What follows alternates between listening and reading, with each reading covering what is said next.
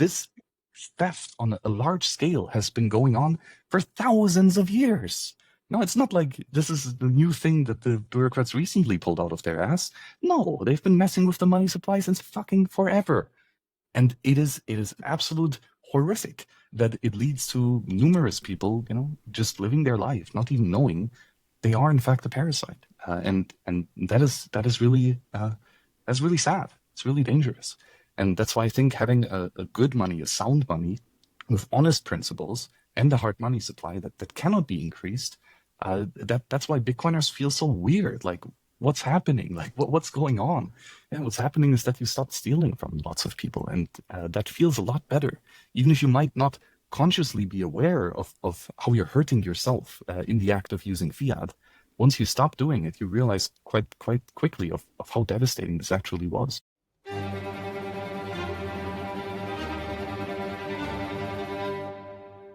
Greetings and salutations, my fellow plebs. My name is Walker, and this is the Bitcoin Podcast. The Bitcoin time chain is 842199, and the value of 1 Bitcoin is still 1 Bitcoin. Today's episode is Bitcoin Talk, where I talk with my guest about Bitcoin and whatever else comes up. Today, that guest is Max Hillebrand. Max is an open source entrepreneur supporting several Bitcoin projects that build tools for sovereign individuals to defend their property rights, liberties, and privacy. Max and I get into a lot of topics in this chat, ranging from how non-developers can contribute to Bitcoin to Austrian economics, misconceptions about anarchy, the devastation wrought by fiat and the importance of sound money, the appropriate role of the state, the law, and a bunch of other stuff. I know you're going to love this conversation. Before we dive in, just a heads up that you can find links in the show notes to get discounts on the Bitcoin-only Bitbox O2 hardware wallet from Bitbox Swiss, and on 5G SIM cards from Cloaked Wireless that protect you from SIM swap attacks. The promo code is WALKER for both. If you'd rather watch this show than listen, head to the show notes for links to watch on YouTube, Rumble, and now on Nostr via Highlighter. But if you're like me and you prefer to just listen to your podcasts, I highly recommend you check out Fountain.fm. You can send Bitcoin to your favorite podcasters to give value for value, but you can also earn Bitcoin just for listening to this fucking podcast. And if you're already listening to the Bitcoin Podcast on Fountain, consider giving this show a boost if you found it valuable, or creating a clip of something you found interesting. I really appreciate it. Finally, if you are a Bitcoin-only company interested in sponsoring another fucking Bitcoin podcast, hit me up on social media or via the website bitcoinpodcast.net. Without further ado, let's get into this Bitcoin talk with Max Hillebrand.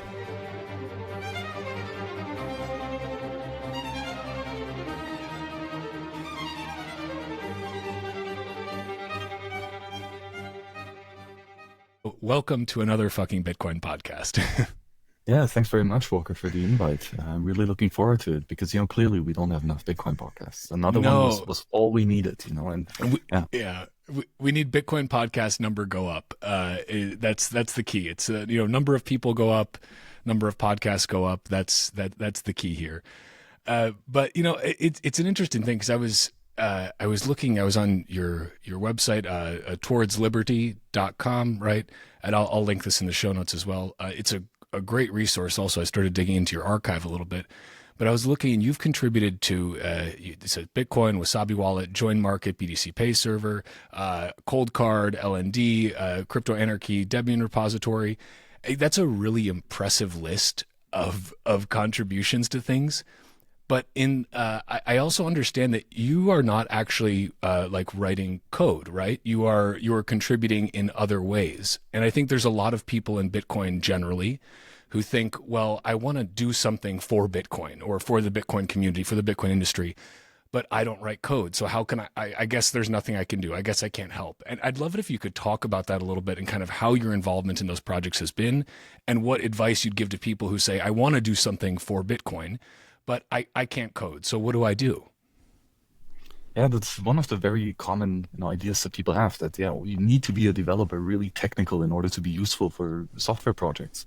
And that's just really not the case. As with any business, doing the actual real physical task is very small part of the business. There's all types of customer service, explanations, documentation, project management, HR, hiring people, teaching them, etc. There's just so much to do for any project, right? So, and we all benefit from division of labor. And that goes across any scale. As soon as two or more people collaborate, this economic law applies.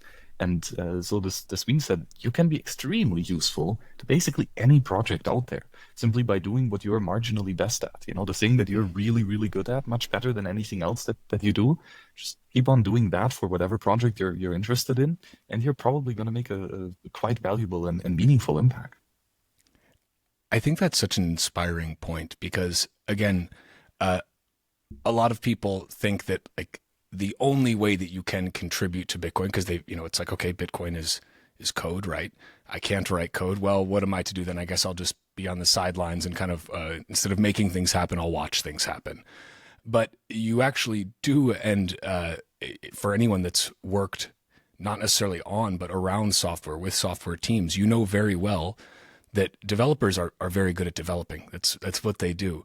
That doesn't mean they are savants in every aspect of business and of interpersonal work and everything else. So I think that's such an inspiring thing for people to hear that, look, you can contribute in a non-writing code way, and that doesn't make it any less valuable. It's still a job that needs to be done. It's still a skill that can be accessed. So I love that, and I hope more people take that up. For me, I'm just here making another fucking Bitcoin podcast, but we all play the hands we're dealt and try to find again what we're marginally better at.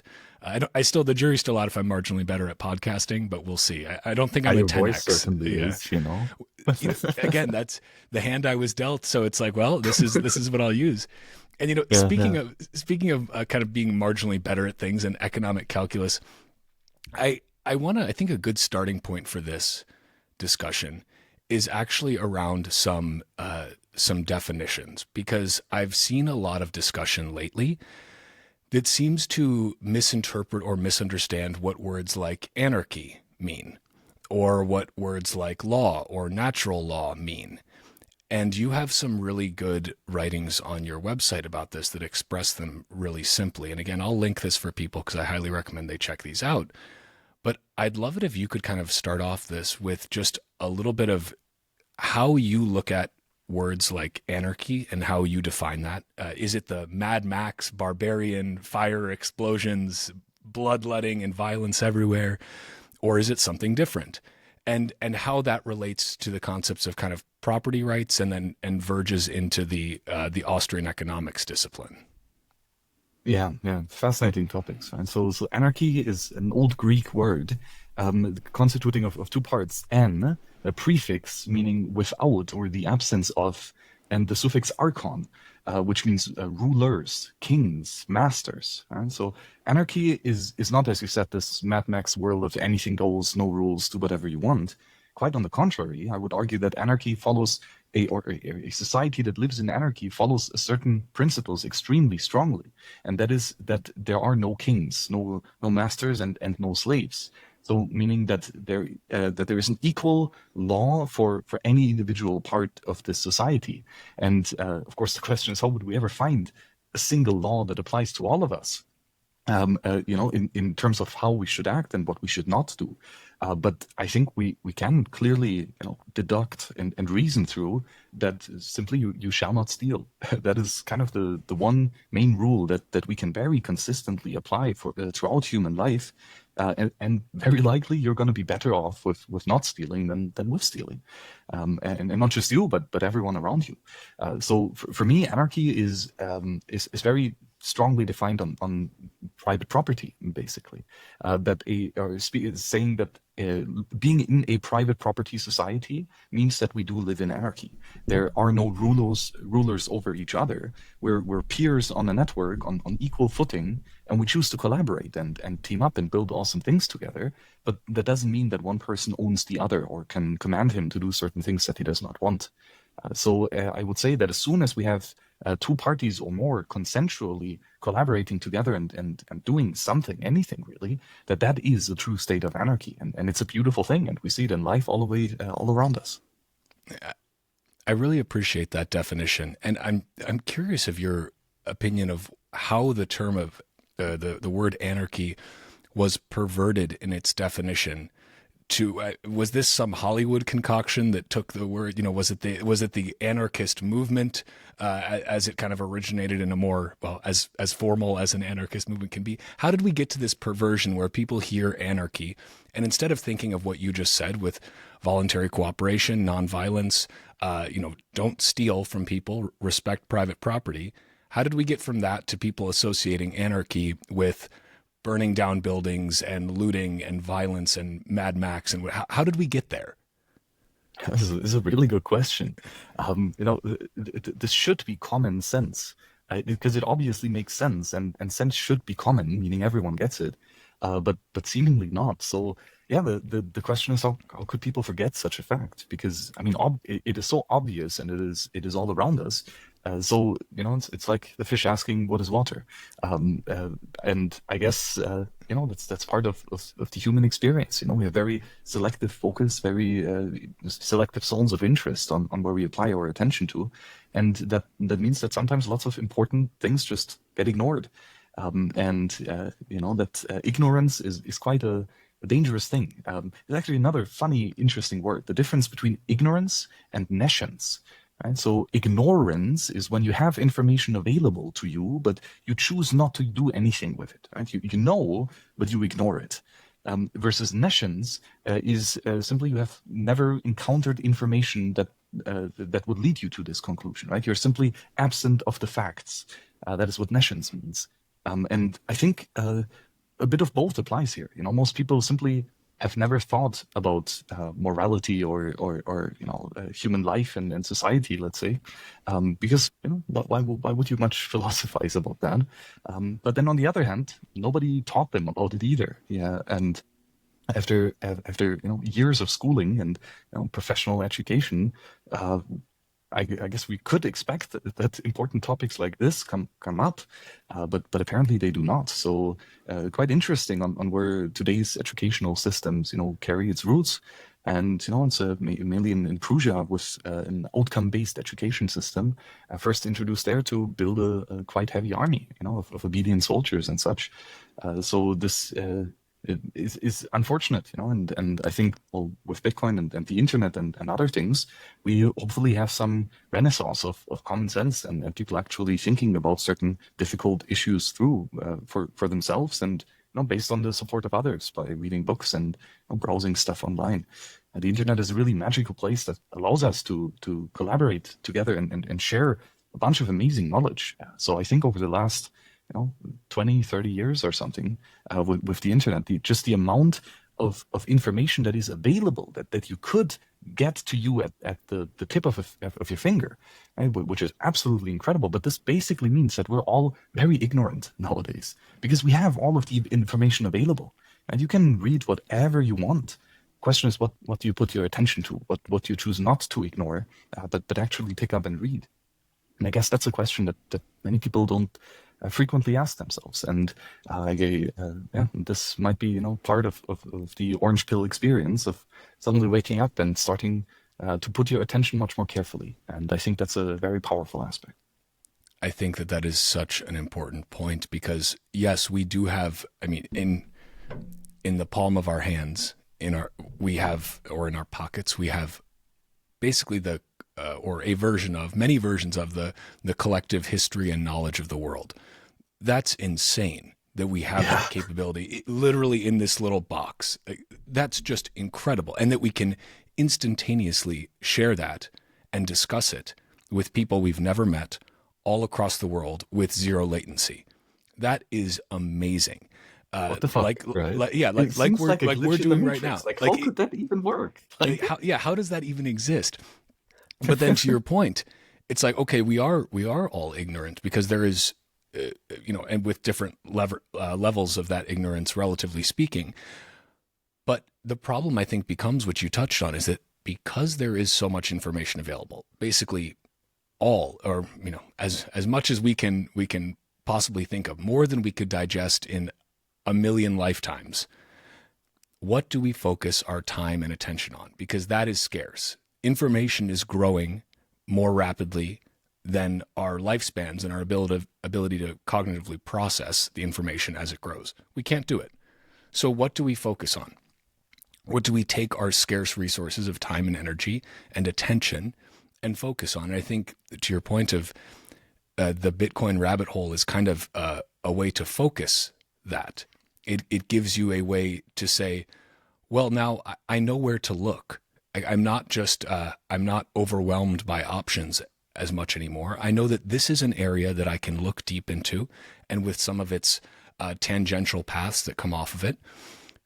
And that will lead me to a great deal of knowledge, but an amount of knowledge that is actually digestible in a human lifetime versus the totality of everything that's out there, which no human will ever be able to digest. It's impossible. And I think it's a really interesting point. And maybe we could take a step back here, because I had heard that, I think this was in your interview with Preston, that you started reading Austrian economics at a very young age, like in your teens. Can you talk a little bit about I'll ask this question. Who are you, and how did you get here to be who you are today? Yeah, it's many ways to answer this, of course. Humans are endlessly complex, but one important aspect, I think, for me was always child labor. My mom pushed me to work really early, and that's really great. I would highly encourage parents to get their kids to be productive early on. It's probably the best thing you can teach them, because it's a cross a cross aspect skill. If you're productive in general, you can do so many things in all different aspects. And so but as a young kid, you might not really understand why you should be productive. Like, why should you go work and help others? And that always bothered me a bit. Like, not really getting for why do we do these things? Go to get a job and work. So I wanted to learn more about that theory, and started looking up online different economic explanations and stuff, different schools of thought. Most of them didn't really make much sense, though. Especially the Keynesian school and historicism and Chicago schools, etc. Not really that useful. It might all like the words itself, like they're there and they kind of make sense, but it doesn't seem to be helpful for everyday life. And that's something I was looking for. And then eventually I stumbled upon the Austrian School of Economics, and it's just so practical, so real, so no bullshit. It's just proper logic that all makes sense, and that all is incredibly useful. Like, just by the fact of learning more about economics, I can apply this in so many different areas of my life, much more than just work related. I think also the theory of family, for example, or of leisure and joy in sports, etc., is all very interesting if you analyze it from an economic point of view as well. And especially with the Austrians, that just all makes very sense. And I think it gives you quite a beautiful outlook on life. Lots of people think, humanity is a cancer on the face of this planet, and, we should just be eradicated and get rid of it. And that seems very depressive to me, like very nihilistic. And I guess it's just a result of weirdly thinking about something, and maybe some other way of thought would provide a much more positive outlook. And I think the Austrians do exactly that. They have very basic, tenets and very obvious rules, but it's a good foundation of not being an asshole. Again, the one rule: don't steal. Like, a very interesting practical experience, if anarchy is a good or bad idea, is to consciously break the one rule as much as you can. Go throughout your day and steal as much as possible. Whenever there's an opportunity, do it. And then see how your life goes in just a short amount of time. Like, it won't take you many hours until you probably get kicked out of the village. So this is just by experience, and that this is very useful.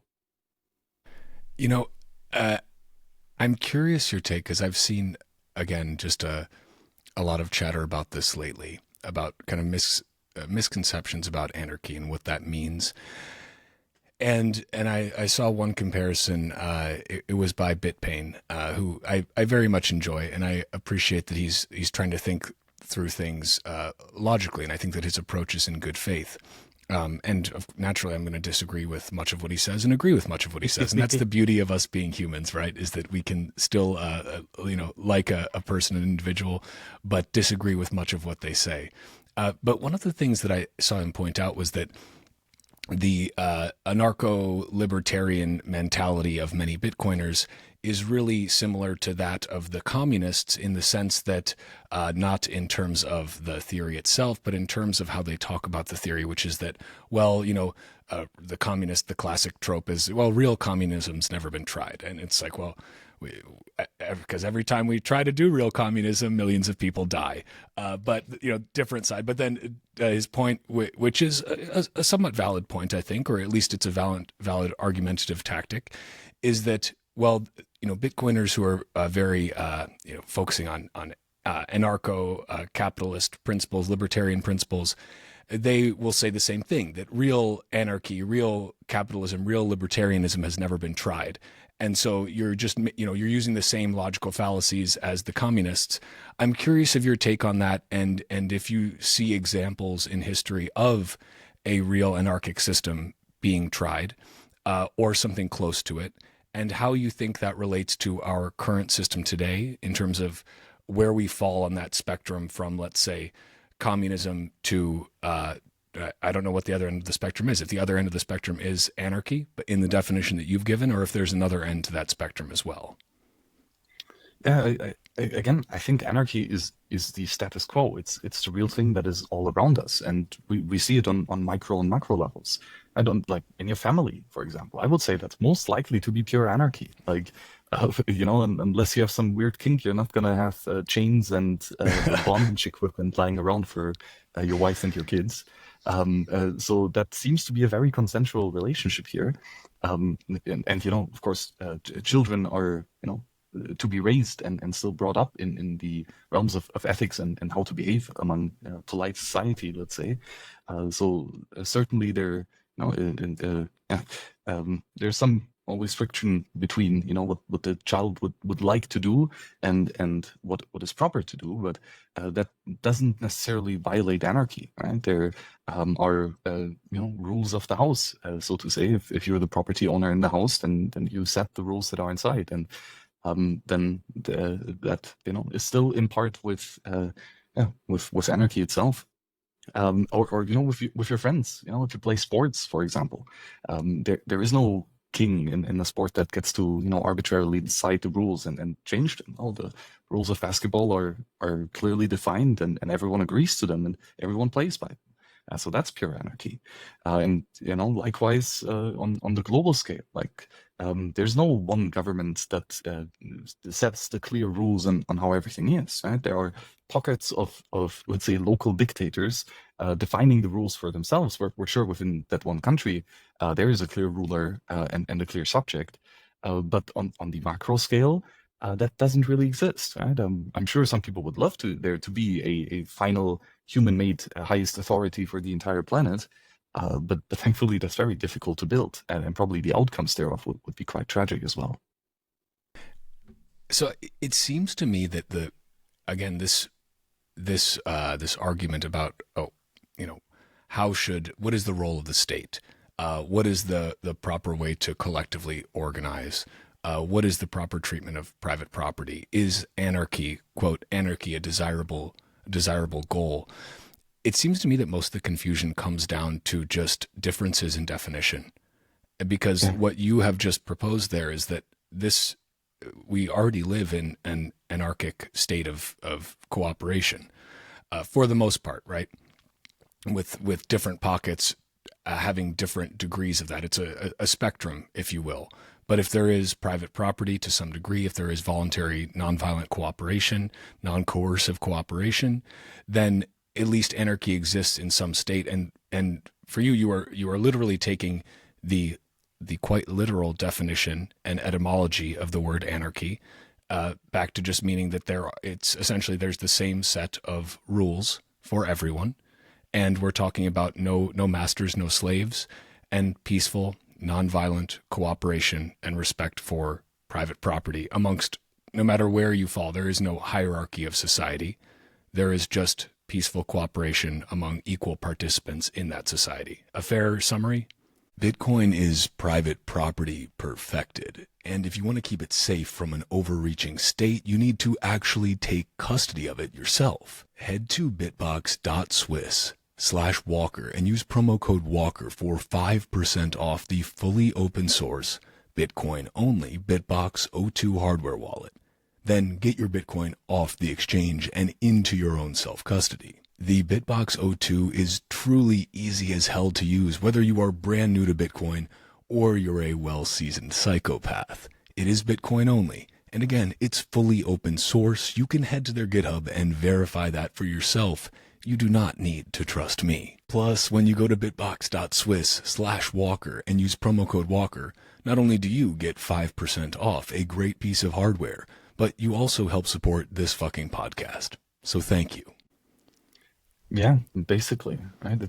It sounds very simple, and maybe it's too simple to be true, but I think some quite profound realization turned out to be rather simple if you look at it. E equals mc squared. It's of course an example of physics. That's a very beautiful and simple equation. And physics and economics are two extremely different areas of thought, of course.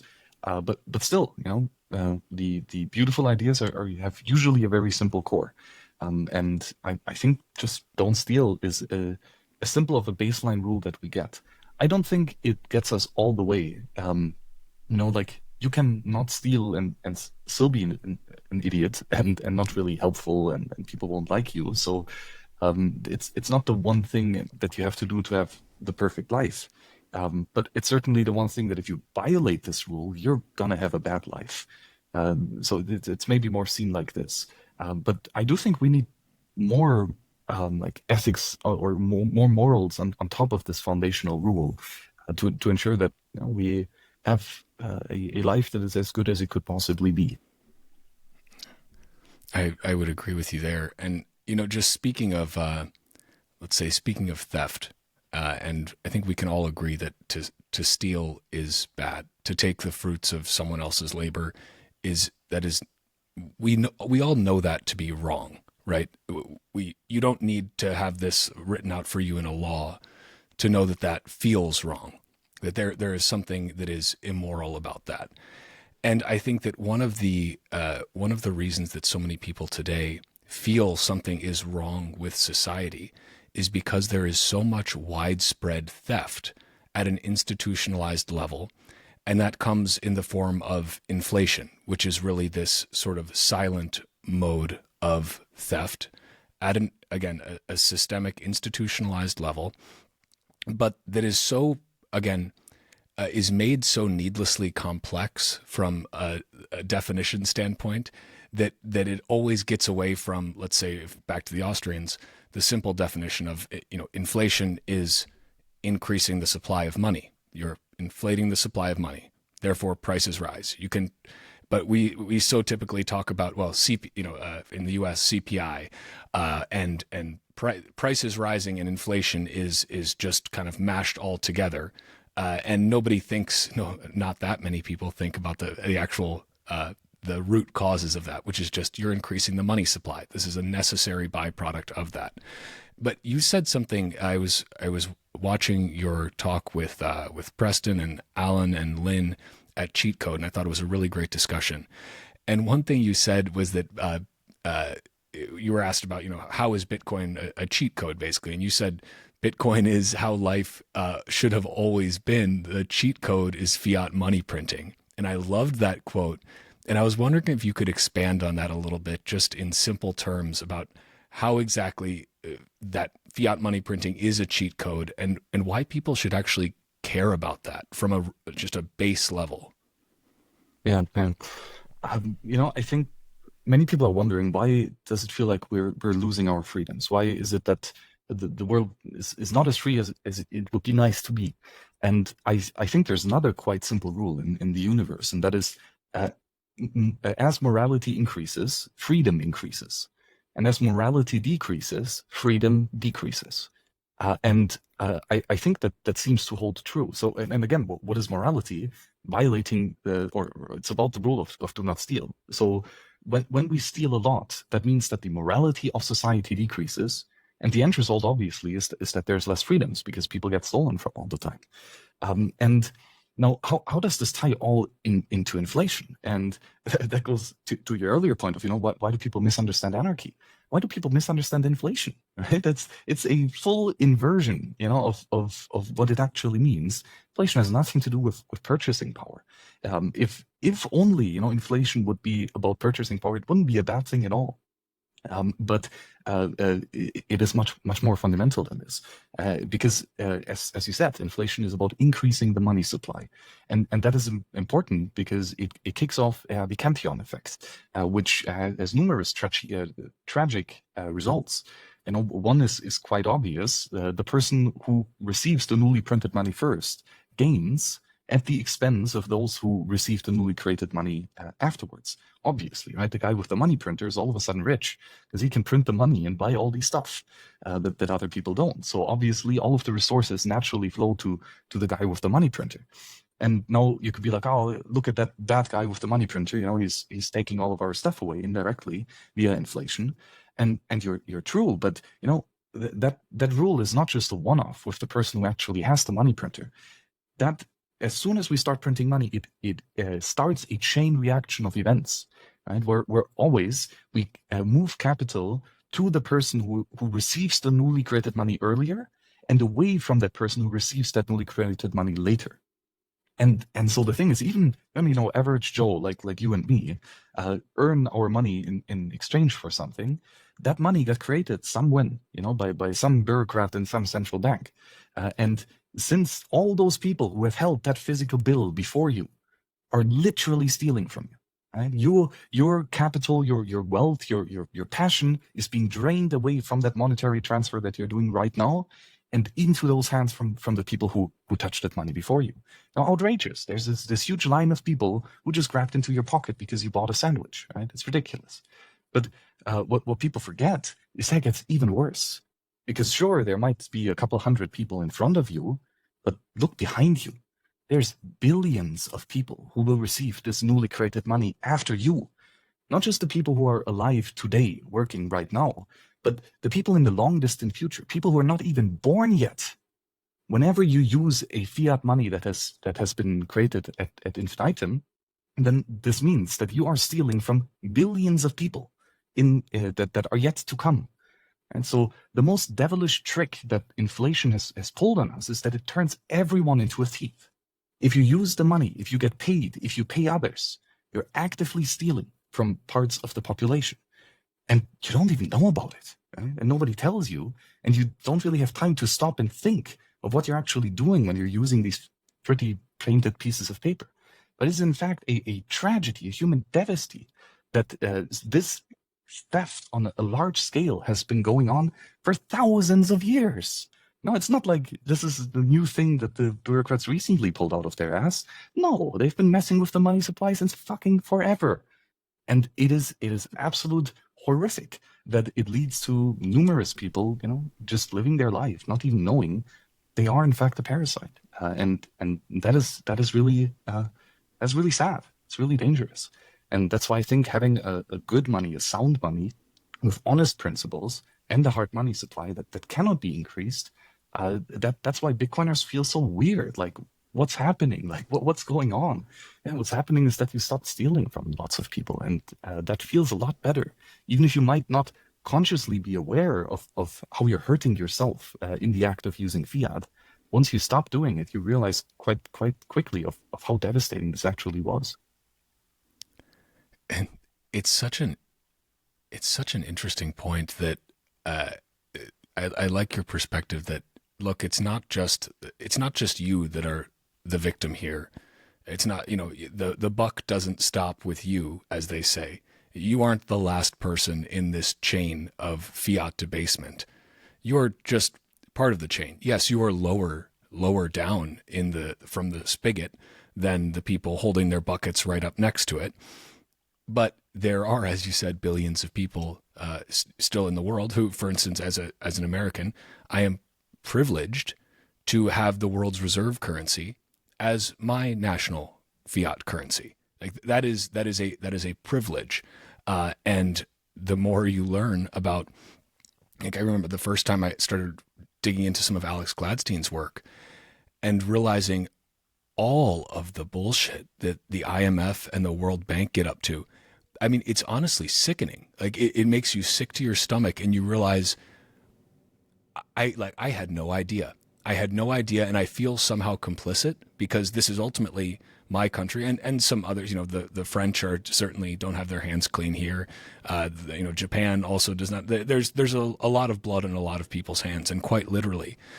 But you just feel sick to your stomach, and you say, like, this is just so fundamentally wrong, and I want to opt out of this because clearly, little old me can't snap my fingers and change things, but I can change things that are within my control. I can change my habits. I can change how I decide to store the value of my time and energy and to try and opt out of that system. And I think you're right that feeling that you get the deeper you get into Bitcoin, where you start to feel better about things. There's kind of a sense of relief and calm almost that you don't exactly know where it comes from originally.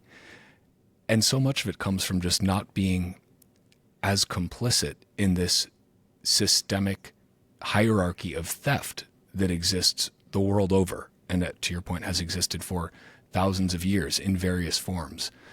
And I'm curious because I like to think a lot about just like the idea of human flourishing in general, and what enables humans to flourish, what enables them to be able to reach their full capacity, to find a purpose that is also productive and brings value to themselves and to others. And I'm curious, just as a very simplistic question, but how do we increase human flourishing and the capacity for humans to flourish in this day and age, operating in this fiat world that we're in? How do people make that transition? How do we increase overall human flourishing? And that's a really great question. And I hate to be boring, but it comes back to the one rule, right? Don't steal. That maybe to put a different spin on it. And I like to think cypherpunks have this way of thinking of asymmetric cost of attack and defense. And so we want the attack to be extremely expensive, and we wanted the defense to be extremely cheap. Because if that is the case, then theft has become extremely expensive, pricey, too expensive, so basically impossible. And when there is a mismatch between the cost of attack and defense, then interesting things happen. Back in the Middle Ages, if you're like a couple hundreds of peasants on a field, with a stick and a shovel, but then a knight on a war horse in full solid metal plate armor comes along. He can kill them all, right? Because his level of defense is so substantial that it simply is impossible for any of the peasants to do harm to him. And so the cost of attack is pretty high, and so peasants don't even have a proper sword, and then on the other hand, the cost of defense is so high that only the VIPs can use it. There were only a handful of well-armored knights back then because it was crazy expensive. But then those few people with that level of defense, big castle walls and such, all of a sudden could exert control over vast amounts of resources and even compel people to do things that they might not otherwise have liked. But then all of a sudden, comes the crossbow. Pretty simple mechanical device using some genius concepts of physics to apply a lot of force on a short stick, and all of a sudden you can punch through a fully armored knight. And peasant can do that by pulling a little trigger, and all of a sudden, 50 meters up ahead, the knight falls off the horse. So now we have decreased the cost of attack.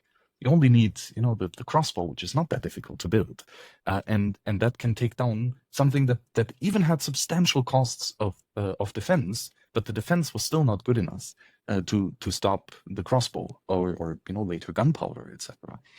So whenever we have changes to the asymmetry of power in regards to cost of attack and cost of defense, interesting things happen.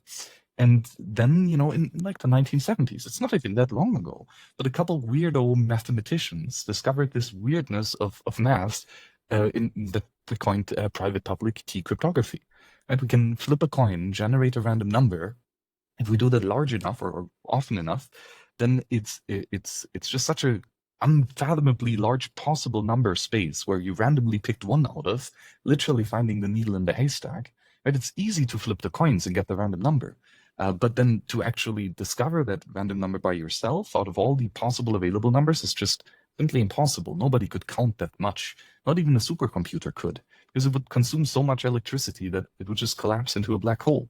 And then likewise, if you have that secret private key, you can easily derive a public key. And to derive a public key from a private key is trivial computation. Costs a couple nanojoules of electricity, likely. And then further on the other hand, if you have a public key but you want to get the private key, again, near impossible, right? Just not feasible to compute this math function. Same with signatures, right? If you have the private key to create a signature, super easy. To forge a signature, nearly impossible. So cryptography is so magic precisely because it changes the power of cost of attack and cost of defense. It decreases the cost of defense to almost nothing, and it increases the cost of attack to literally destroying the universe into a black hole. So like that's a pretty cool trade-off balance. And with cryptography, we can do all types of marvelous things. I mean, like, look at the internet, look at email. All of this stuff simply would not be possible without these cryptographic primitives. And humanity enjoys and uses these concepts all the time. Everyone does, because it's a beautiful concept that will help us literally flourish, right? Because it helps us to build systems of human collaboration where theft is more and more discouraged. So in your mind, basically the key to human flourishing is having that a high level of asymmetry when it comes to defense versus attack. It's arming the peasant with the crossbow, so that they can now, like, that is it's a defensive weapon if they're using it to keep away the. Maybe more like arming everyone in full metal suit, Okay. And Okay. all the attacks are little swimming little rubbery things. Yeah. No, I mean I like that, because when everyone has a tool, that tool can no longer be a lever of power for just a select few. When everyone has that capability. And I think that is one of the beautiful things about cryptography generally, and also about Bitcoin, is that because Bitcoin is for anyone can freely opt in to this network and utilize this technology.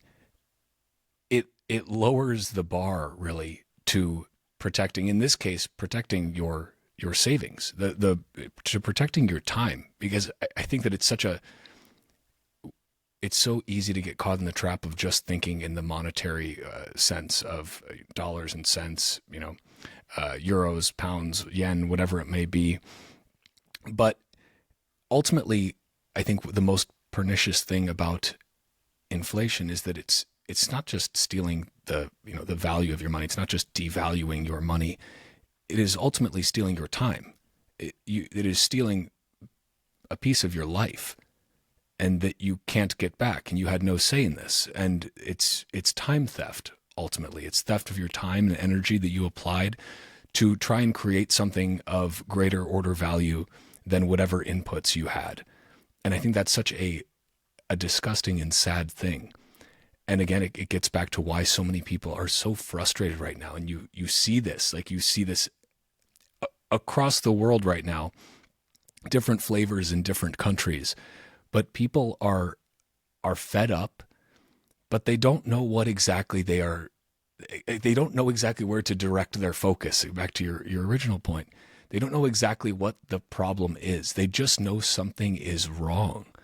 And to take America as the example, we're very fond of blaming the other colored party when something is bad. If you're on the red side, well, if something's bad, you got to blame the blue side, and on the blue side, you blame the red side, and on we go, just spiraling, kicking the can down the road until our children and grandchildren are just left with a mess.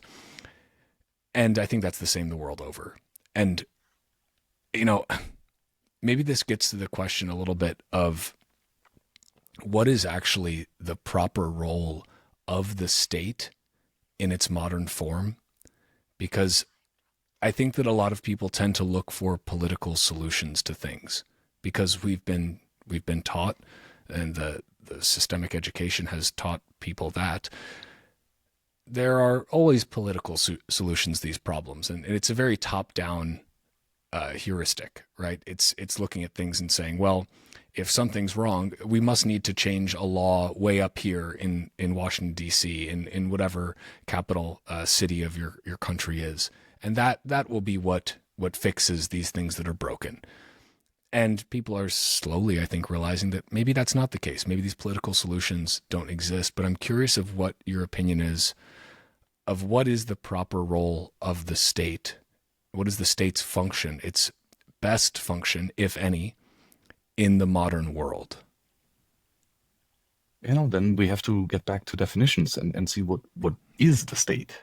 Is the state like the fireman department? Oh, not really. Those are like service providers who keep your house safe. The state is not the post office because those is just a guy putting a thing on top of another thing. And it's not the guys building the road because those are just construction workers. Right? So what exactly is the state?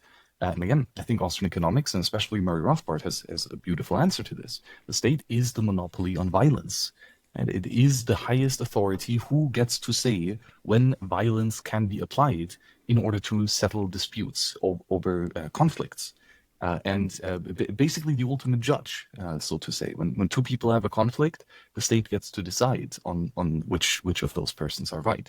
And then those, fundamentally, again, if we have here a monopoly of violence, there is an asymmetry. There are some people for whom it's okay to use violence, and there's others for whom it's not. And we're back to our non-anarchy situation. And all of a sudden, we are in an archonist world. Right? We have kings who have a special set of rules, and then we have the slaves who have a very different set of rules. And so what is the role in the state? I don't think there is the role of a state in a civilized society. I think we need a system where there is no mismatch between people in the sense of what their rights and powers are. So no, I don't think that we need to introduce theft or violence to solve any meaningful problem. In fact, as soon as we introduce theft, solving the actual problem becomes way worse. So, like, the fire department, the road construction, the postal service, lots of these systems suck because the service provider enjoys the monopoly benefit on force, and he can, hit anyone else who tries to provide a competing service. Not that easy to, start building roads where you would like, simply because you won't get the permission of the state. And so here we have a lot of interventions into the market economy. Rothbard would categorize that there are three different types of intervention. There is autistic intervention. And so I'm the state and I say, Walker, you're not allowed to drink that beer. Alcohol is strictly prohibited. So it's I know, like, you brew it yourself, it's your homemade moonshine, but nevertheless, this is just not something that you're allowed to put into your body. And so I dictate what you can do with yourself and your own stuff. Clearly against your consent, you like to get fucked up, and then the second type of intervention is a binary intervention, right? So, okay, like Walker has this awesome bottle of moonshine. I don't like him getting drunk. I prefer getting drunk myself way more. So I go and take it and move his capital into my control and possession. Classical theft. That is binary intervention.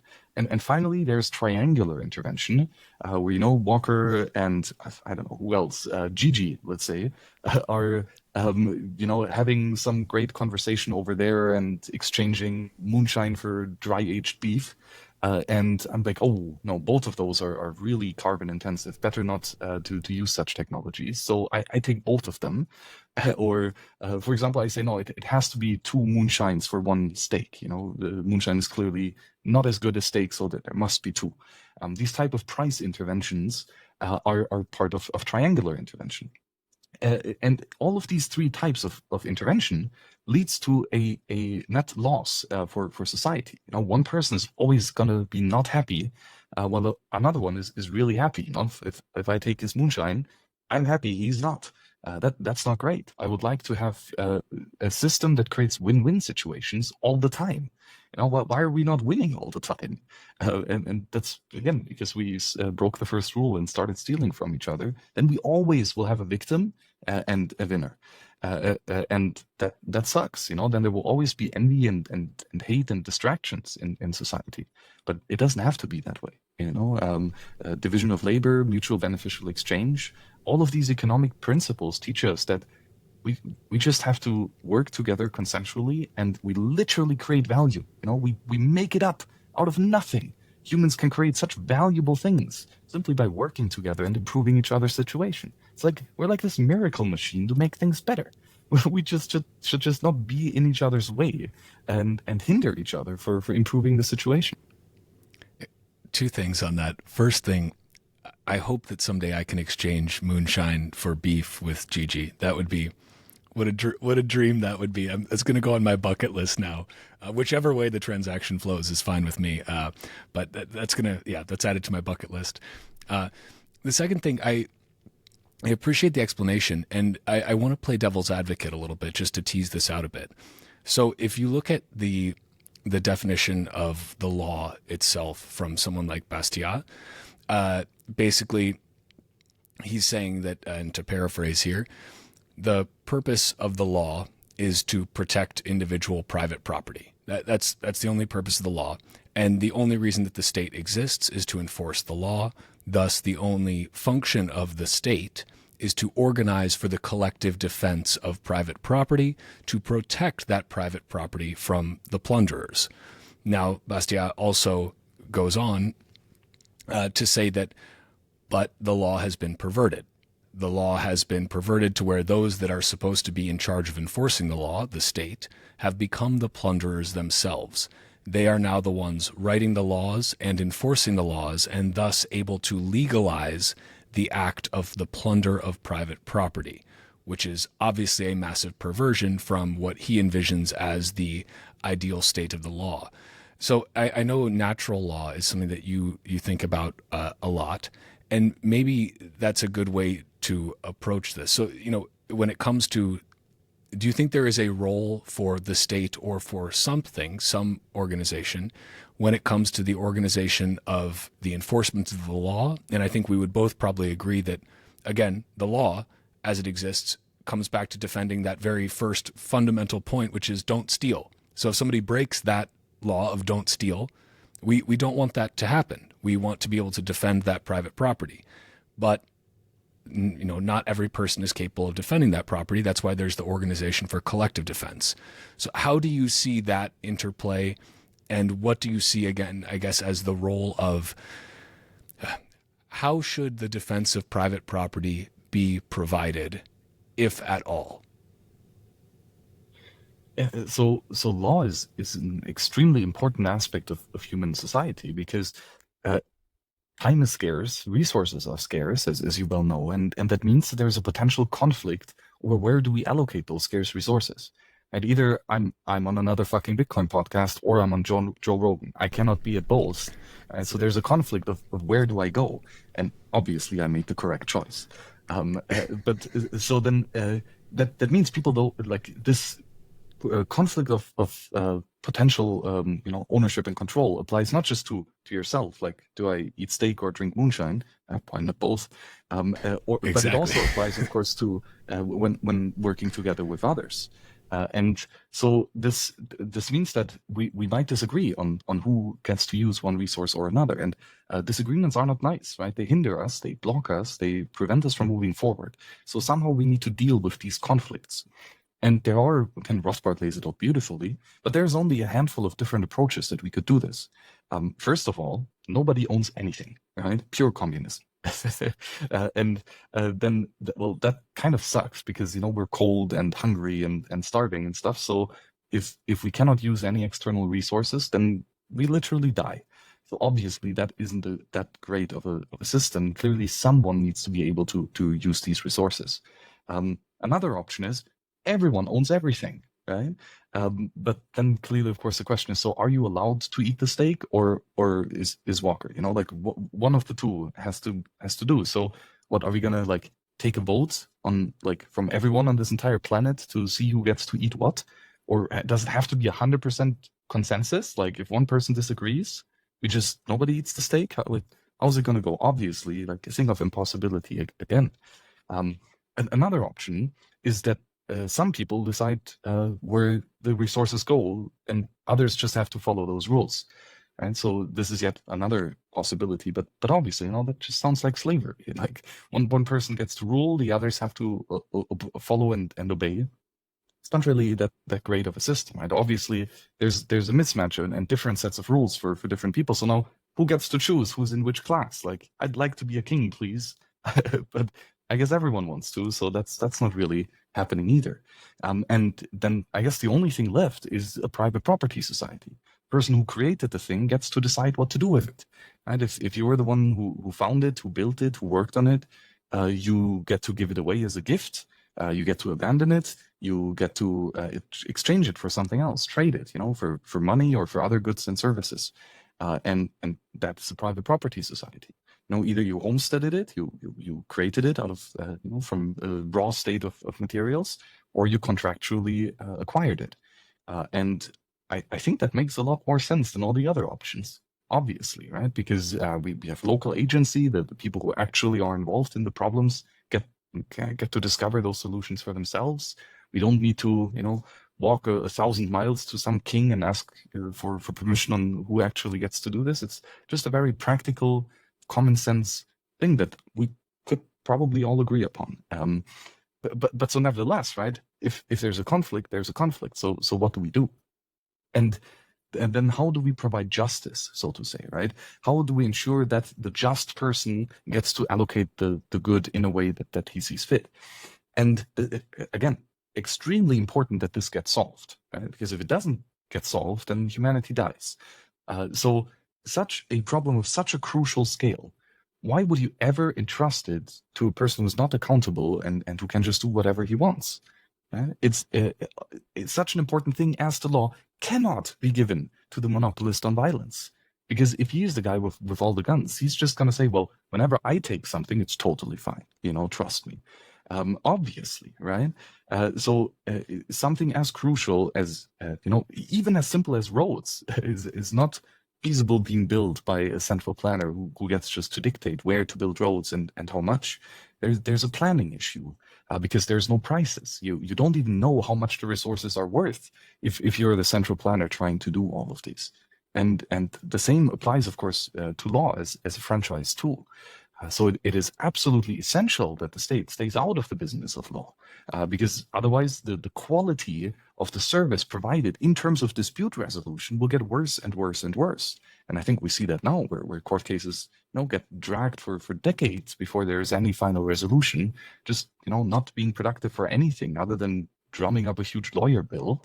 I think we would have much more productive uses of our time if we had a more efficient way of resolving our disputes. And I would argue it is not efficient because the state has intervened in it substantially.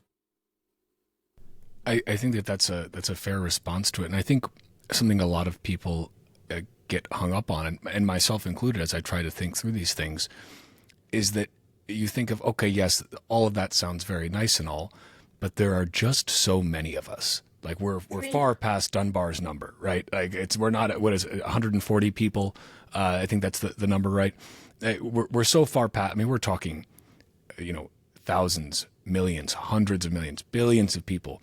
How do we possibly coordinate and organize at that level when it comes to now? What I think maybe the mistake is sometimes separating.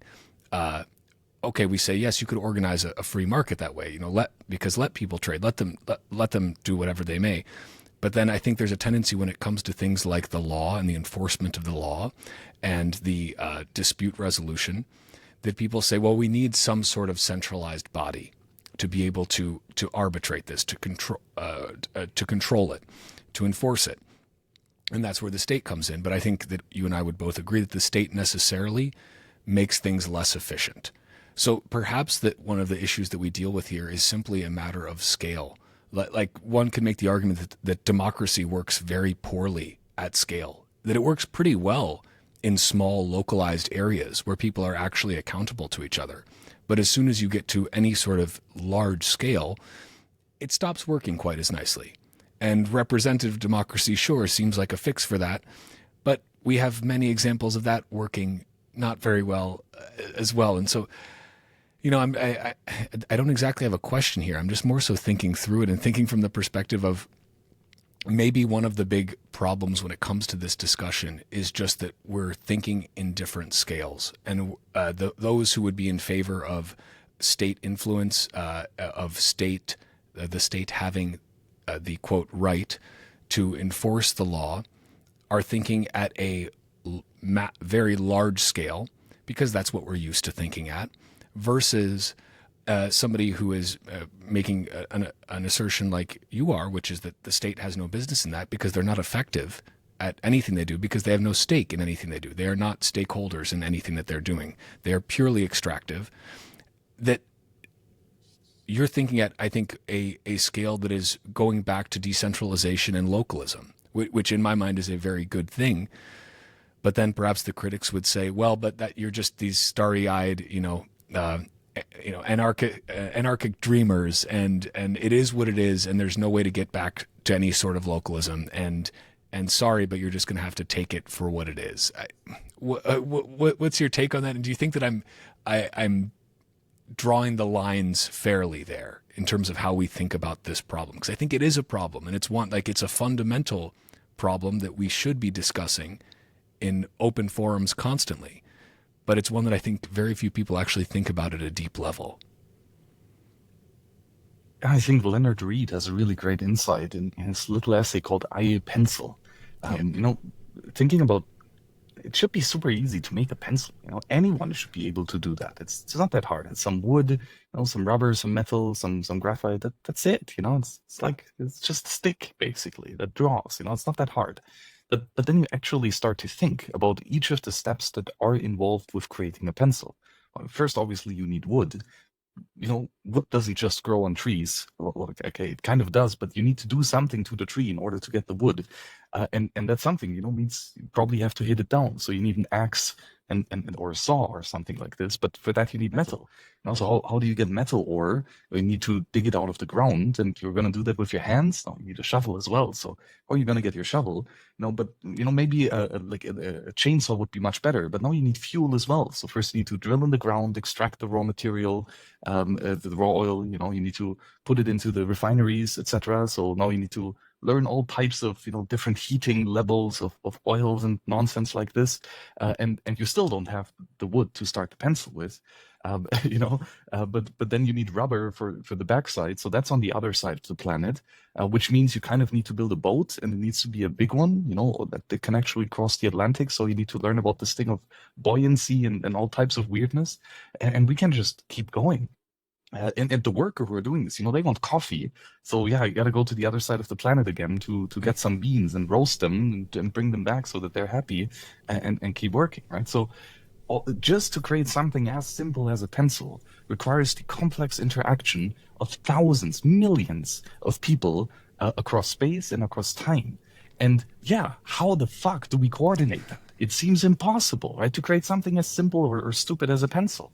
Yet then even worse, think that you're a central planner actually who needs to do the pencil. Like, which type of wood do you use? Like cedar or pine? From which continent? More of a younger tree or an older one? Would you like to have some brass for the end of it, or more copper? Maybe some gold would be nice. There's probably a gazillion different ways that you can create the rubber to erase the all of this again. There's so many micro decisions that have to be made. And now how are you going to make something that's cheap, that still works and that makes you a profit? It's near impossible calculation on how valuable are each of these items and how much does it cost to transport it from A to B. The amount of economic calculations and decision making that has to be made there is absolutely huge.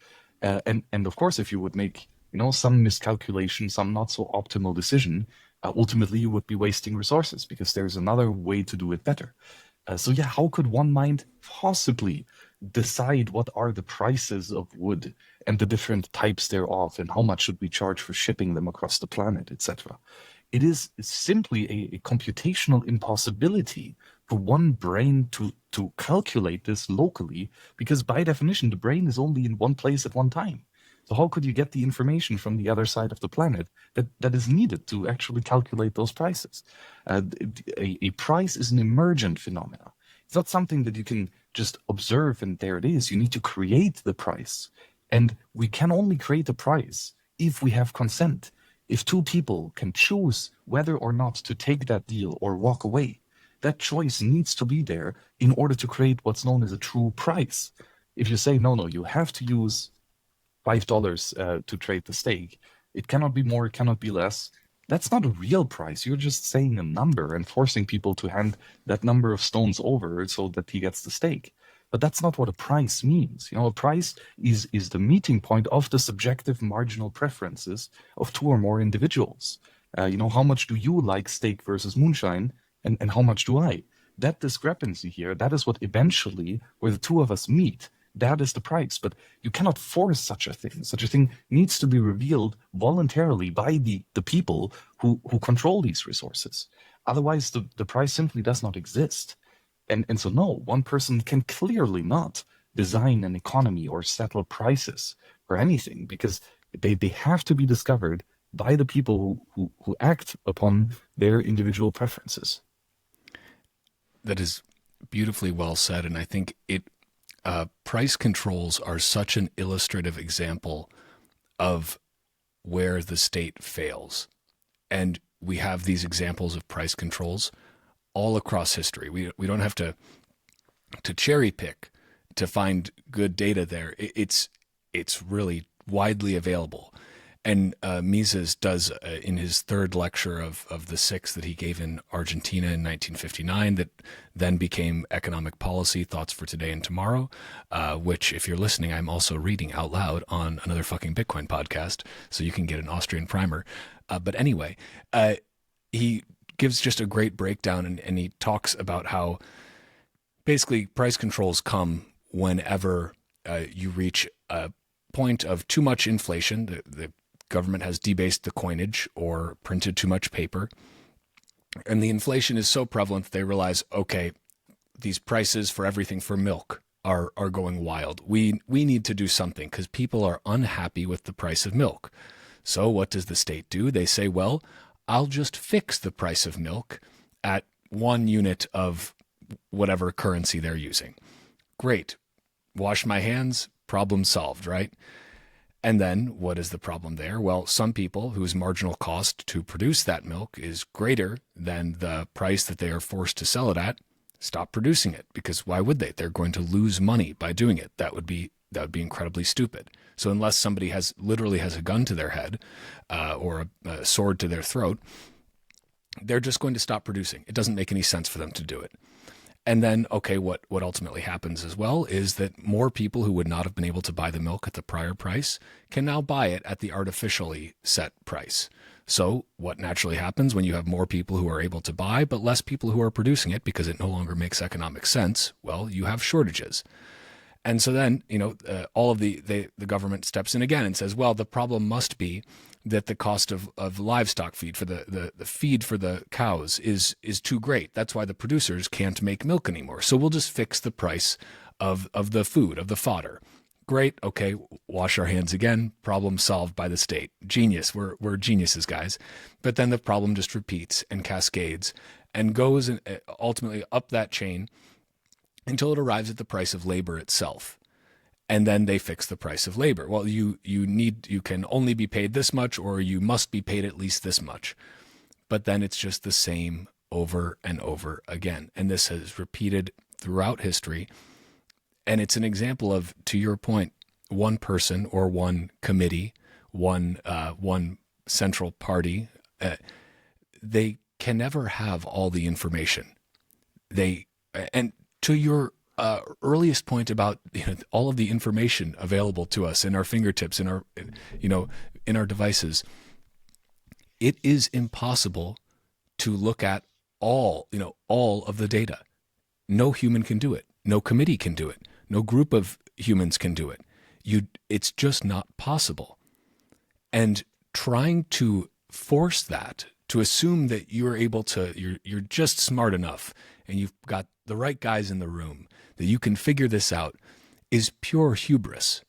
And it is a complete rejection of reality as it exists, and the belief that you can somehow be smarter than the other billions of people around the world, making decisions independently of their own self-interests, making subjective value judgments in a dynamic way constantly.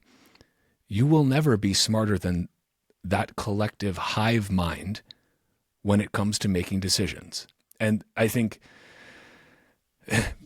to the point there, that is why state intervention necessarily always fails. That's why subsidies are a terrible, terrible idea. Anytime I see an industry subsidied, I'm like, well, that's a pretty shitty industry right now then. Like if it was valued by the market, they would not need the subsidy. And people will make all sorts of excuses saying, well, something like the solar panels or electric vehicles. Well, we need to subsidize them so that we can force this sort of behavior that we want. And that's what it ultimately comes down to, right? Is trying to force behavior, trying to play God in the market. And it just doesn't work. But we keep trying it for some reason. Again, this is pure ignorance, right? We have all of the historical examples, but they exist. We know that they're there, but we choose to remain ignorant of them. We in the collective sense here, we as the state. It's so sad and frustrating ultimately, because it's like I've seen this movie before. I've seen this play out. It's always the same, but we keep trying it again, pretending as though we're doing it for the first time. And again, there's not a question there. There's more of a frustration that I'm sure you feel as well. But I don't know if that ever stops. Does Bitcoin fix this? I guess would be the question there. Does Bitcoin fix this? Fix the money? Fix the world? Fix the incentives? Fix the world? What do you question this? Of course, I know. It has to fix it. Rhetorically speaking, yeah. No, I think that there's definitely something there. I think that technology can have an ethic imbued into it. Not all the time, but I think it is possible. And Bitcoin seems to be one of such technologies. Every 10 minutes, technology says, no, you shall not steal, and quite consistently so. And I think that definitely changes how people act. And I think we've all experienced this. Maybe monetary technology is even more so the case than others, because it is, the accumulator of human action, so to say, and of course your savings, right? So if you use a different money technology, it changes your time preference, your capital structure changes so much. So yeah, I would speculate that for most Bitcoiners, that change has been for the better, and I'm still quite unsure about why this is the case. People like John Wallis, for example, have an insanely great podcast of talking to bunch of Bitcoiners, sharing their weird stories of character transformation that seem to have been sparked by Bitcoin. And that is, I think, something very encouraging. And the more people will get curious about Bitcoin and start to think about it, the more they will get sucked in to that rabbit hole of weirdness that Bitcoin ultimately is. But hopefully at the end of it, they come with a worldview that's bit more productive and happy and not as nihilistic as the most common sense views are nowadays. How has Bitcoin changed you? How has it not? I guess definitely made me more humble. I thought I knew a thing or two about economics before I discovered Bitcoin, and then now in hindsight, it's an absolute joke. and it just the appreciation of the the phenomenon that is money. It's sure kind of everyone thinks a bit about money all the time, but really contemplating the deep ethics of this technology and what it compels humans to do and what it enables humans to do. I think just that appreciation is really, I guess, been increased. There's I guess it's easy to be nihilistic nowadays, especially when you start to glimpse behind the curtain and see, how weird things are. Very easy to call everyone, stupid sheeple and stuff like this. But on the other hand, I don't even necessarily think so. This is one of the great things that Austrian economics has taught me, that there's infinite value in every human being, regardless of IQ or skin color or location, etc.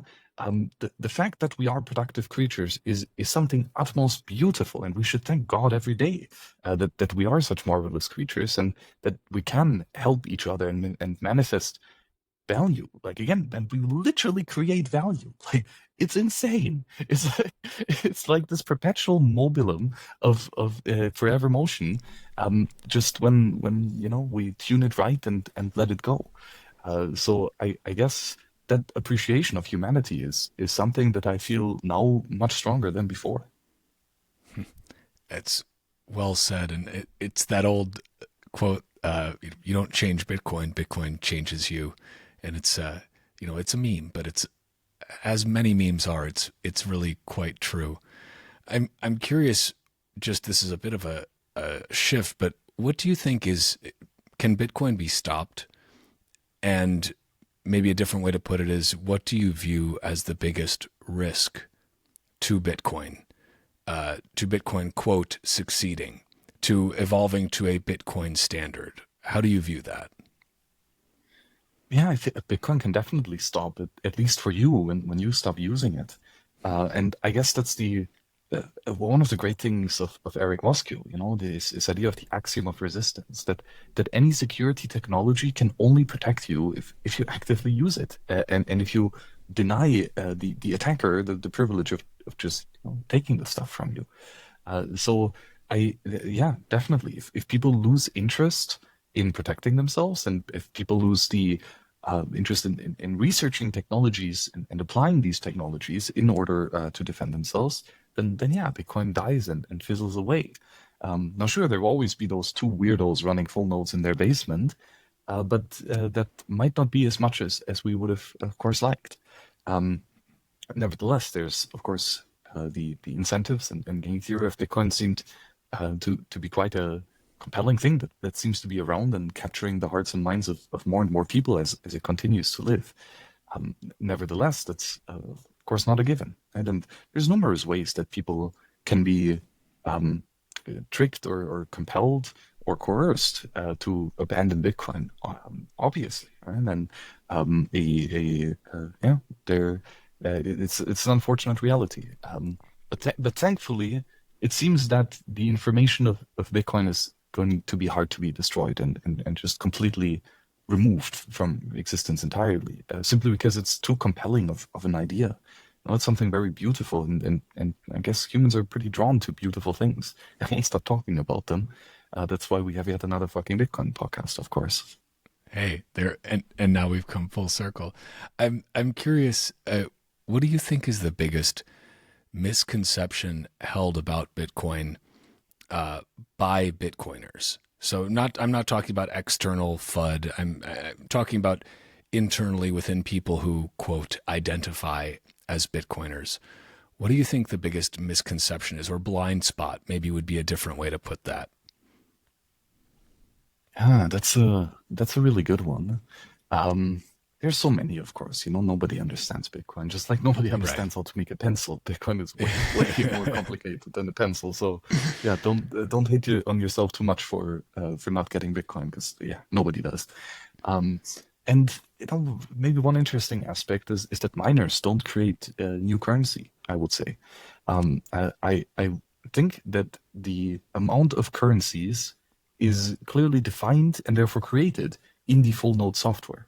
So I would say that you, as a full node operator, are literally defining and creating all of the Bitcoin in existence whenever you boot up your full node.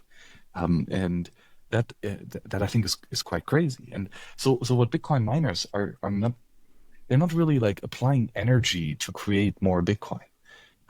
They're applying energy to prove to the world that enough time has passed, and they unlock from time those new units of Bitcoin.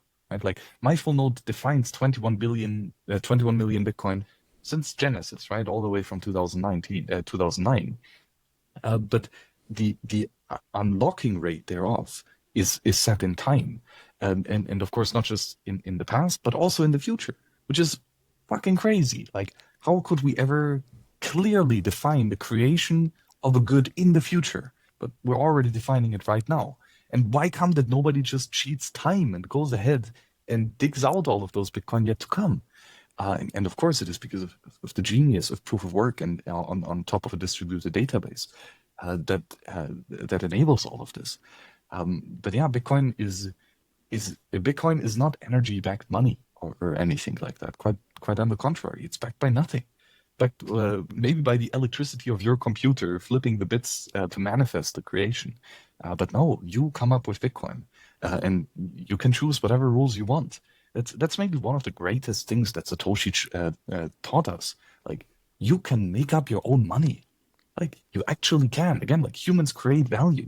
We make money, as Americans like to say, literally, right? And we do that every time we get paid for something. In that act where I get money and I release the pizza to the person who wants it, me taking something and releasing the other, right? That definition of when do I let go of the pizza and hand it out, that is the moment where you have the opportunity to manifest the money of your choice. And sure, lots of people get tricked into manifesting fiat at that point, which, as we spoke earlier, is just initiating or keeping going this chain of theft all the time. But you don't have to hurt yourself with the manifestation of fiat every time you buy a coffee. You really don't. Not since Satoshi taught us this beautiful spell where we can instead manifest this goodness that is Bitcoin. That's beautifully said. I'm curious. You are clearly somebody who has read quite a great deal, as evidenced by the fact that you can genuinely respond to questions without just saying some, rote, memorized thing. I'm curious what books you would recommend, maybe a couple in the Austrian vein that you found particularly foundational but approachable, because there are also a lot that are, I think, quite dense and difficult for a lot of folks, maybe as a starting point. And then maybe some that are outside of that Austrian specific vein that perhaps you've also just found instructive in helping to think through the world as it works today. Yeah, I like to give always some new books when people ask me these types of questions. So let's see which ones I can find. Like, one really approachable one is Economics in One Lesson by Henry Hazlitt, who's not an economist. He's actually a journalist, but he really understands economics quite well. And when first that UFC fighter came along, who talked about the 6 lessons by Mises, I was like, Mises never wrote any like 6 lessons. There was like Economics in One Lesson by Hazlitt. But so it actually happens very rarely that someone tells me about writings of Mises that I haven't heard of before. But actually, that like 6 lecture series, I haven't read them before, so I'm enjoying them on your pod as well. Oh wow! So I'm honored. So I guess that's a good recommendation. But yeah, Economics in One Lesson, super approachable. And quite a great read. There is a little pamphlet by Murray Rothbard called For a New Liberty. It is like the black pill of anarcho-capitalism, so to say. A tiny pamphlet, and it will teach you very quickly that the state is not that beautiful creature that you thought it was. Really worth the read. One fun one, it's not really a masterpiece in economics or anything, but it's very interesting to think about. The Skyscraper Curse by David Thornton. This is a book where he correlates the Austrian business cycle theory together with history, and it finds out that basically whenever humans started the construction of a record-breaking skyscraper, that was the time when we went from the boom to a bust period. And it's a very phenomenal reason, because he says that skyscrapers are inherently extremely cutting edge technology, right? Like, already moving from like a single story, single floor building to a second one, that's so much more difficult to build. All of a sudden you need to pump water, invent stairs, and all types of other things to build higher. And And so humans for a long time lived basically on the ground until we advanced our capital structures and built technologies to build higher and higher. But the higher we go, the more marginally difficult it is. Right? Again, diminishing marginal returns. The higher we go, the more and more capital we have to expend to go just another meter higher. And that means that we need a bunch of capital to build these record-breaking skyscrapers. So where are we going to get them? Money printing, of course. Right? Of course, like if in times of money printing, the people who received the newly created money first, of course, they feel richer because they just stole a bunch of money. And what you do when you're rich, you start spending it on a lot of fancy stuff that you might not necessarily need, right? Like making a massive villa or even better, a huge skyscraper. So he found that like since the 1700s or something like this, he went really back into the historical records of, architecture and such, to find that again, whenever there was a boom period and a huge increase in money supply, we malinvested our resources into thinking that we can finalize the construction of this massive building. But then we realized that, oh, actually, there's a bust. We've overconsumed. We've malinvested our resources. We thought that we were rich and that we have enough stuff to finish building the house, but in fact, we do not. Right? We already consumed everything and it's gone. And now we have big issues. Right? So this happened almost like clockwork. Whenever we're in a massive boom, by fiat inflation was also the time when we created a new skyscraper. So most recently, 2008, that was the Burj Khalifa, I think. So it really is, pretty much like clockwork. And by the way, a new record-breaking skyscraper is in construction right now. So get ready for some roller coaster. That's actually a really fascinating kind of lens to look at things through. I'm going to have to read that one. I'm very curious about that, and now I'm very worried about this new skyscraper that's going up as well. Those are fantastic recommendations, and I very much appreciate that you're listening to the lectures of Mises on this show. I've tried to find. I know those lectures were actually recorded because they were transcribed in real time. I have not found it yet. So if anyone's listening and is able to find those, I think they were given in English and then translated to Spanish for the audience who was mostly Spanish speaking in Buenos Aires. So I would love to find those. I'd love to hear it read in Mises' own voice. But for now, my own will have to do as a substitute.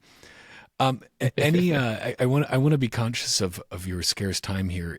I'll link to your website, towardsliberty.com, and your account on Nostr and Twitter.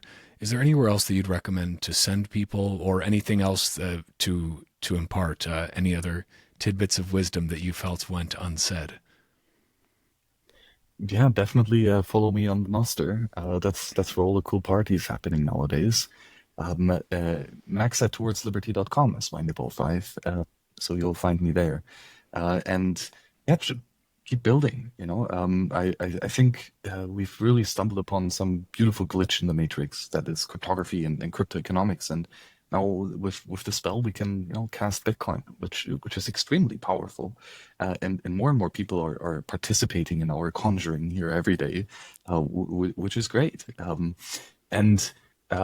Also though, there's been so many great books on cypherpunk philosophy and strategy that I probably should recommend a couple here as well. So there's The Second Realm by Smuggler and XYZ, a book on strategy, which I think is mandatory reading for every Bitcoiner.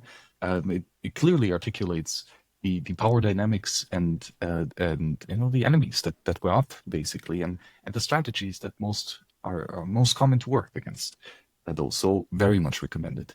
There's a Lodging of Wayfaring Men, a fascinating book by Paul Rosenberg, very beautifully written about a bunch of freedom fighters basically living in this weird hyperinflationary fictional world where cryptography and strong privacy is outlawed, etc., and sound money, of course. So quite fascinating. There's #True Agora, which is about an early IRC channel and like a crew of Berlin hackers, and it just follows them, doing the stuff that early cypherpunk hackers did. based on true stories. So there's some pretty cool stuff in there as well. Great on strategy. There is the True Names by Vernon something. I forgot the last name. But a fascinatingly interesting short novel from I think the 70s or something, where he just goes mind-blowingly trippy on what cyberspace is and what we can do with code and computation. A fascinating book. So very much recommend it. Super short. You'll browse through it on the toilet basically, but it will keep you thinking for quite some time. And I guess in general, read anything that's on anarplex.syrian.io. Anarplex was an OG privacy-preserving service provider of the early internet. They had anonymous remailers, anonymous IRC servers, VPNs, all of this stuff. And they also did file hosting, specifically for a lot of anarchist and freedom-minded content.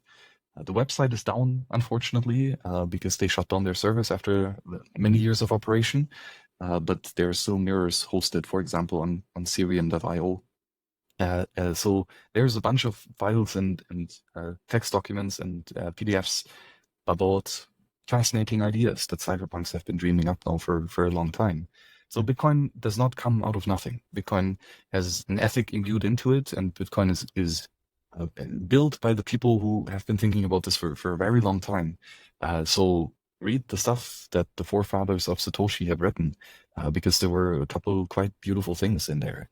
And yeah, I guess with that, I'll say thank you very much, Walker, for inviting me to the show. I really enjoyed it, and this was yet another great fucking Bitcoin podcast. I'm so glad to hear that, and thank you for coming on. The last thing I'll say is I noticed today, as I was looking at your website again, and you had that it was published under the Open Anarchist license, and I said, "That's weird. I've never heard that before. This Open Anarchist license, like, okay." And so I had to look it up, and maybe I'll just to cap us off, I'll just read that if I may, because I thought it was really beautiful. So it's the Open Anarchist license, a Libre open source license for any peaceful individual. The knowledge shared under this license is freely available to anyone who does not initiate aggressive violence against another peaceful individual. Those that do not harm others have the explicit permission to do with this knowledge as they please, including use, copy, modify, merge, publish, distribute, sublicense, and/or sell copies of the software. The license explicitly encourages productive entrepreneurs to build products and services based on the presented ideas and code.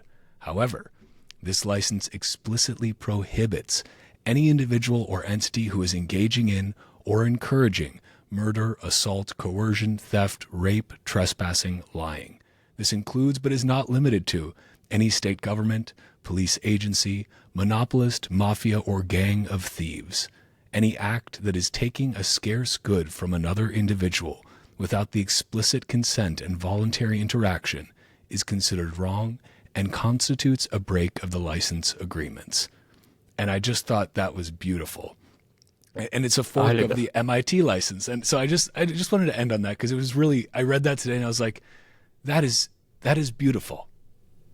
Yeah, I almost forgot that I wrote this. This is quite some time ago, but yeah, I'm somewhat conflicted here because I don't own the information, so I don't really feel I have the right to tell even thieves that they are not allowed to speak those words, because they're not mine, right? But, well, copyright is anyway a creature of the state, so might as well use it against them. Did you write the Open Anarchist license yourself, or did you pull that from? I assumed somebody else had written this, but did you write this too? This is years ago, right? But I think so. There was the That's amazing. License, which is like an explicit anti-government license. But I think there was none that really fit my definition of whom I actually would like to prevent from using this information here. So yeah, I think this was me and a friend 10 years ago or something. That's even more beautiful now that I know that you wrote this. I thought that, you found, and it would have been fine if you'd found it and decided, wow, this is nice. This aligns with my, how I view the world, but even better that you wrote it. Well, that is a wonderful note to end on. If Go build it if it doesn't exist. Go write it if it doesn't exist. Go write code if it doesn't exist. Build the future that you want to see. Max, thank you so much. Bitcoin is scarce, but Bitcoin podcasts are abundant. So thank you for sharing your scarce time on another fucking Bitcoin podcast. This was really a pleasure. Yeah, likewise, Walker. I really appreciate it. Thanks a bunch and keep up the good work. See ya.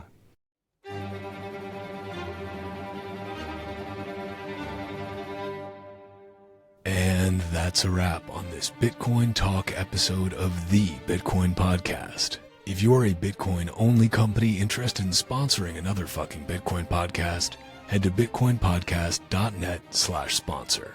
If you're enjoying the Bitcoin Podcast, consider giving a 5-star review wherever you listen or sharing this show with your network. Or don't. Bitcoin doesn't care. You can find me on Nostr by going to primal.net/Walker. And if you want to follow the Bitcoin Podcast on Twitter, go to @TitcoinPodcast and @WalkerAmerica. You can also find the video version of this podcast at youtube.com/@WalkerAmerica and @WalkerAmerica on Rumble. Bitcoin is scarce. There will only ever be 21 million, but Bitcoin podcasts are abundant. So thank you for spending your scarce time to listen to another fucking Bitcoin podcast. Until next time, stay free.